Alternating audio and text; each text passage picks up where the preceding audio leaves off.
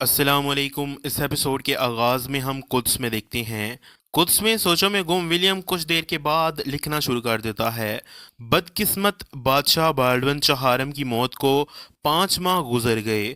अपनी बीमारी की कम उम्री ओ कुछ में सोचों में गुम विलियम कुछ देर के बाद लिखना शुरू कर देता है।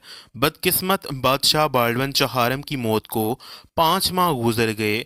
अपनी बीमारी और कम उम्री के बावजूद उसने कुद्स के बादशाहियत का दिफा किया। मुझे उम्मीद है कि उसे बाद की ज़िंदगी में सुकून मिलेगा। ज़िंदगी इखलाक कबूल नहीं करती।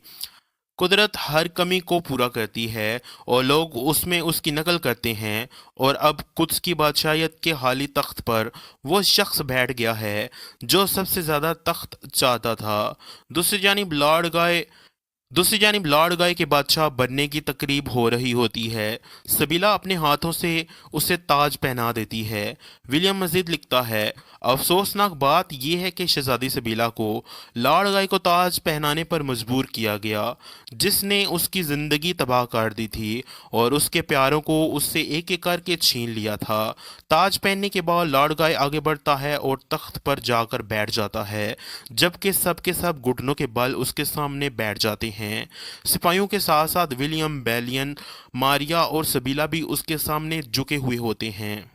और फिर साथ साथ विलियम की आवाज़ गूंजती है, कुद्स का मुस्तकबिल चाहे एक नालायक बादशाह के हाथों जवाल के करीब हो, लेकिन हमारी वाहिद तसल्ली सुल्तान सलाहुद्दीन और बादशाह बाल्डविन के दरमियान तय पाने वाला अमन मुआहदा था।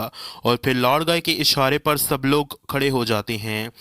दूसरी जानिब विलियम लिख रहा होता है, मुझे उम्मीद है कि लॉर्ड गाय इस मायदे की कदर करेगा।